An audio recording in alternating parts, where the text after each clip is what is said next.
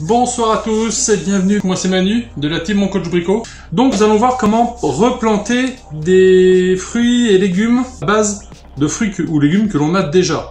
Donc nous ce soir on va partir sur des fruits et légumes assez basiques, on va partir sur une pomme, parce que ça reste quelque chose de commun que vous avez chez vous. On essaiera aussi avec une orange et je vais pouvoir vous expliquer pour d'autres fruits ou d'autres légumes avec lesquels on peut replanter à partir de ce que l'on a. C'est toujours pareil, quand vous partez avec des produits de mauvaise qualité, vous aurez la germination se fera mal et vous risquez de rien avoir ou quelque chose de vraiment pas terrible. Préférez des produits de nos régions, en circuit court si c'est possible, merci. De petits producteurs locaux et des choses qui n'ont pas été traitées ou très peu, ce qui permet d'avoir un produit de meilleure qualité. Donc du coup, si on fait germer et que l'on sème ou que l'on plante, ça va permettre de récolter quelque chose de valable. Voilà, tout simplement. Donc, nous allons commencer par la pomme. Alors, hop, donc on va commencer déjà par couper la pomme en 4 pour pouvoir récupérer les pépins qu'il y a à l'intérieur. Ça, c'est la priorité. Alors, si vous coupez des pépins en 2, vous ne les prenez pas, ça sert à rien. Vous essayez de récupérer, alors on va les couper en 2, là je vois que je peux les récupérer directement comme ça. Récupérez les pépins gentiment, hop, je vais baisser un petit peu la vidéo. Voilà. Donc je vais récupérer les petits pépins qui sont à l'intérieur et c'est ceux-là que je vais faire germer. Alors les pépins, préférez les pépins qui sont un petit peu volumineux, un petit peu ronds. S'ils sont trop plats, c'est des pépins qui ne donneront rien. Donc ne vous enquiquinez pas à aller creuser et chercher des pépins totalement plats, ça ne donnera strictement rien. Alors en fonction du fruit ou du légume, sachez que y a un taux de réussite plus ou moins efficace, plus ou moins viable. On sait par expérience, ma propre expérience, que tout ce qui est botanique, maraîchage, ce genre de choses, c'est jamais une science exacte, c'est jamais à 100%. Il faut savoir que quand vous semez quelque chose, vous avez forcément des ratés, à un moment ou à un autre, pour X raisons. Parce qu'il fait trop chaud, parce qu'il y a trop d'eau, parce qu'il y a trop de vent, parce que ça peut casser, parce que vous avez des insectes ravageurs, parce que vous avez des champignons. Voilà, il y a X raisons, ou que la graine germe et puis meurt, tout simplement parce qu'elle n'était pas assez forte et donc du coup, elle n'arrive pas à sortir. Après, vous avez des fruits et des légumes qui peuvent se faire concurrence, mais vous avez par contre des fruits et des légumes qui eux peuvent céder réellement. Si vous les replantez via une fraise, récolter les petits pépins et les semer, enfin les planter pour faire des pieds et les replanter, n'hésitez pas à ajouter un pied de basilic. Le basilic et la fraise, c'est deux trucs qui marchent très bien ensemble, ils se protègent mutuellement. D'accord? C'est ce qu'on disait hier soir sur la page de Brico Marché. Et il ne faut pas hésiter à faire des mélanges. C'est le principe de plantation, on va dire, raisonnée. Le principe de permaculture, en fait. On n'essaye pas de nettoyer le terrain complètement pour ressemer des choses exactement ce que l'on veut. On essaye de laisser un peu de parois sauvages, de plantes sauvages, de façon à ce que les insectes viennent butiner avec des plantes mellifères qui permettent de protéger et ainsi de suite. Si vous mettez des plantes comme une plante sauvage qui fait des petites fleurs bleues, les petites fleurs bleues ça se mange en salade, c'est très bon, mais cette plante sauvage elle est très mellifère, donc les abeilles vont venir, et du coup à côté des pieds de tomates, ce genre de choses, ça permet d'améliorer la chose. On se sert de l'existant, on n'essaye pas de tout éradiquer et de faire que ce que l'on souhaite, d'accord? Très important. Donc pour les pépins de pommes, donc j'ai découpé ma pomme, j'ai récupéré, donc dans ma pomme j'avais 4 pépins, qui sont, je vais essayer de vous les faire voir au bout du couteau, qui sont assez renflés. Renflés ça veut dire que c'est assez bombé. Donc ça va être des pépins qui normalement devraient être viables.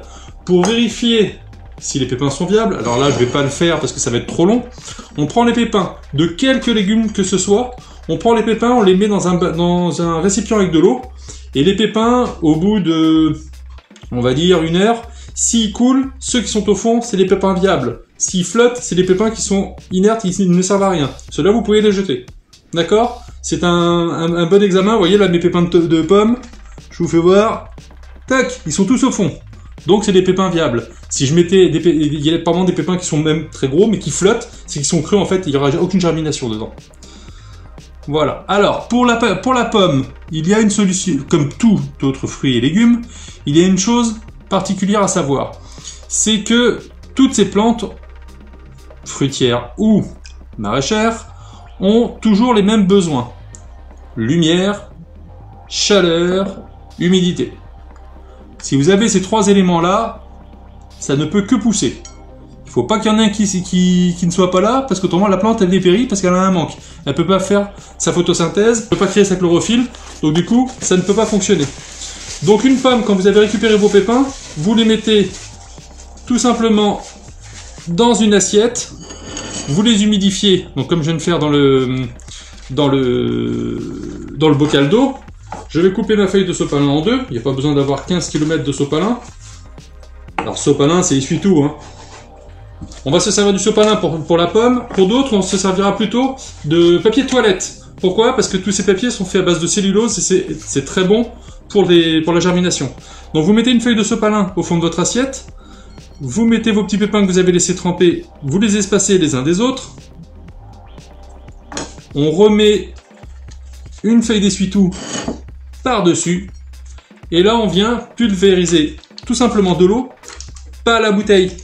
Parce que l'eau, si vous la faites couler, la graine va pourrir, tout simplement. Il faut uniquement qu'elle ait toujours de l'humidité, de façon à pouvoir la faire germer, et il faut de la chaleur et de la lumière. Donc préférez un endroit, si vous avez un appui de fenêtre qui est pas soleil direct, hein, qui est bien à la lumière, mais pas en soleil direct, dans une pièce chauffée, c'est toujours mieux, et 3-4 fois par jour, vous venez gentiment, si j'ouvre c'est mieux, vous venez pulvériser, de façon à humidifier votre papier, votre essuie-tout. Ça va suffire pour faire germer les graines de pommes, largement. D'accord?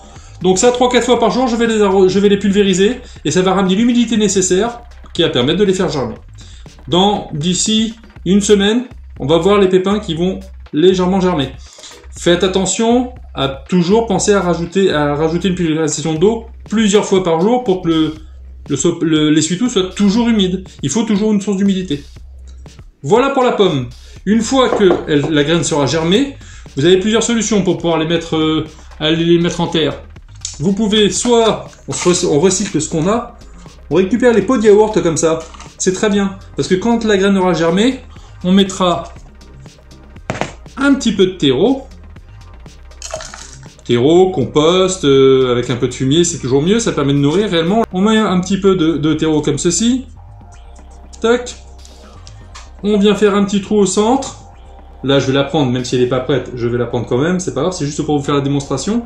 Je viendrai mettre ma petite graine qui sera germée dans le trou et je viens refermer. Je tasse pas trop, ça sert à rien, la graine n'a pas assez de force, il faut lui laisser la possibilité d'être dans une matière nutritive légère de façon à pouvoir pousser.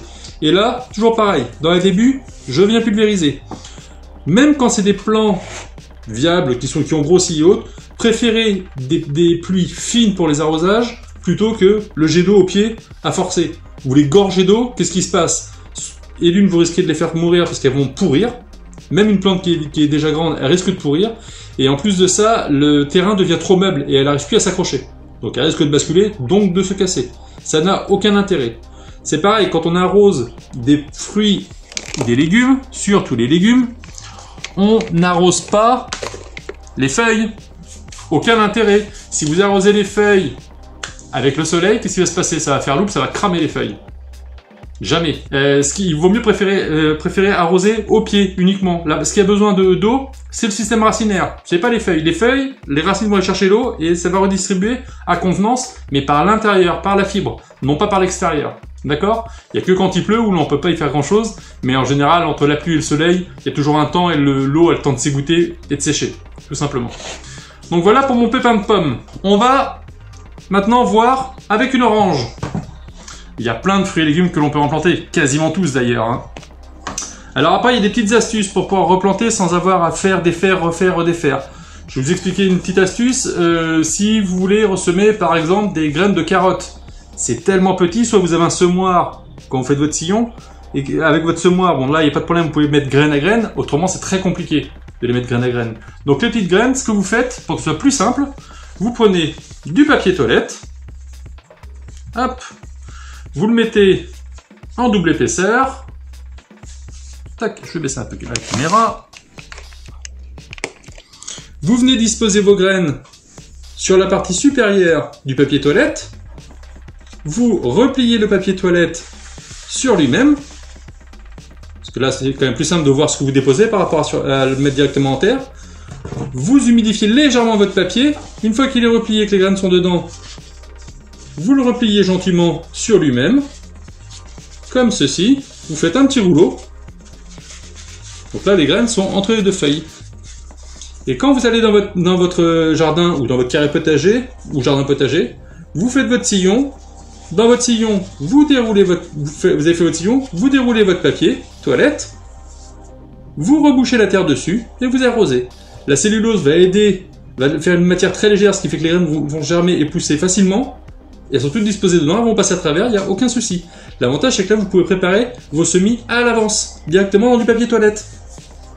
Avez-vous compris? C'était la petite astuce. Le papier toilette, c'est très très bien, parce que c'est vraiment une cellulose, mais très légère, plus légère que l'essuie-tout. Et l'avantage, c'est que ça permet une très bonne germination. Alors, pour l'orange, eh bien, je vais couper mon orange en deux. Mais on peut se faire des pieds de fraises avec une simple fraise, hein. Vous n'avez pas besoin de toujours tout acheter. Alors, mon orange a-t-elle des pépins? Parce que toutes les oranges n'ont pas des pépins. Oui. Voici. Alors, les pépins, c'est toujours pareil. Préférez les pépins qui sont renflés, c'est-à-dire arrondis plutôt que les pépins plats. Les pépins plats ne donneront jamais rien. Voici du pépin. Pour l'orange, comme le citron, alors ça, par contre, il va falloir être très patient, parce que l'orange et le citron, ça devient un arbre. Donc ça va si vous le plantez, vous ne l'aurez pas dans l'année. Mais pour les années futures, allez récolter ces citrons et ces oranges, surtout au moment de la floraison, ça sent vraiment super bon. Donc vos pépins d'orange, vous prenez soit un petit pot, alors moi c'est un pot de yaourt, hein, ni plus ni moins. Autrement, si vous n'avez pas, vous prenez un petit rouleau de papier toilette vide comme ça, et avec un ciseau, vous faites des petites entailles à la base. Tac. Quand on n'a rien, on devient ingénieux. Hop, on fait des petites entailles à la base, vous allez comprendre pourquoi. Tac.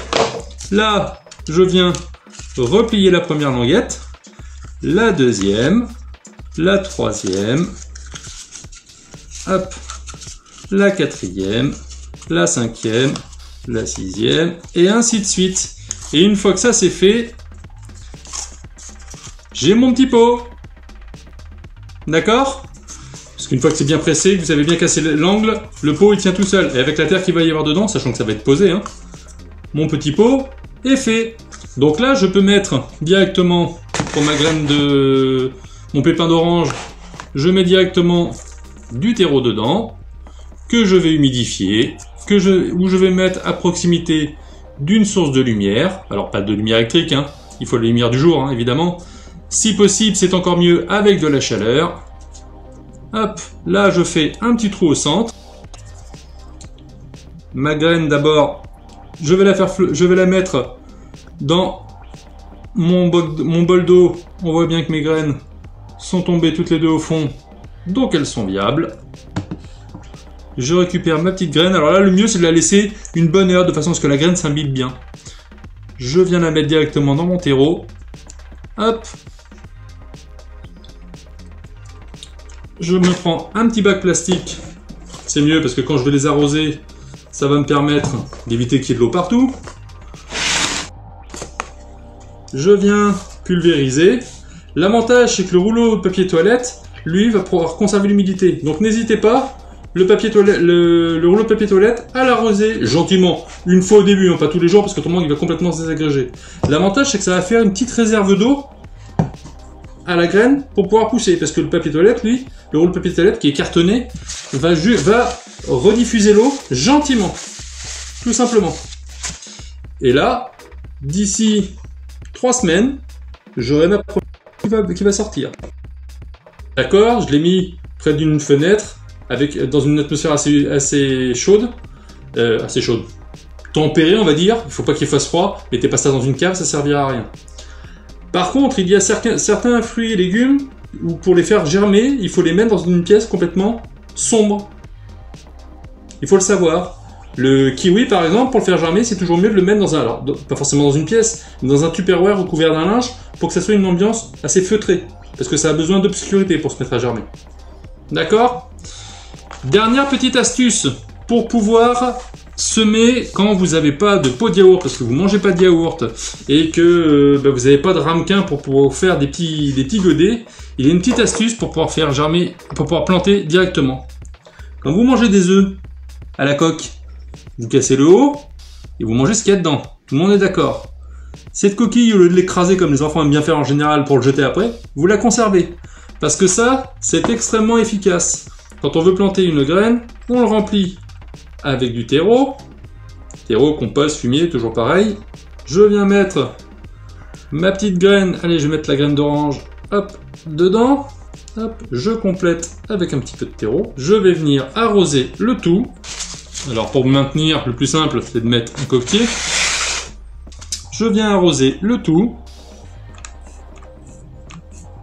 Voilà, 3 à 4 pulvérisations, ça suffit bien largement. Ma graine va gerber au bout de 2-3 semaines, parce que là c'était de l'orange. Si c'est un fruit plus rapide, ça germera plus rapidement. Une fois que c'est germé, je vais dans mon jardin potager, ou dans mon jardin tout simplement, ou dans mon carré potager, en fonction de la graine que j'ai mis. Je fais un trou dans la terre, je prends mon œuf, je le mets directement en terre. Je rebouche la terre.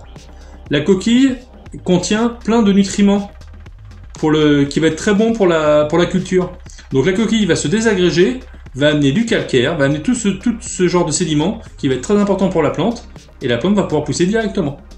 Ça vous sert de godet, mais vous l'enfouissez directement en terre, il va se désagréger totalement. D'ailleurs, les coquilles d'œufs, si vous voulez pas les conserver, que vous les jetez, mettez-les sur le compost. Ne les jetez pas à la poubelle, ça ne sert à rien, c'est peine perdue. C'est inutile. Voilà. Si vous avez aimé la vidéo, n'hésitez pas à liker. En tout cas, je vous remercie. Et à ciao les petits clous!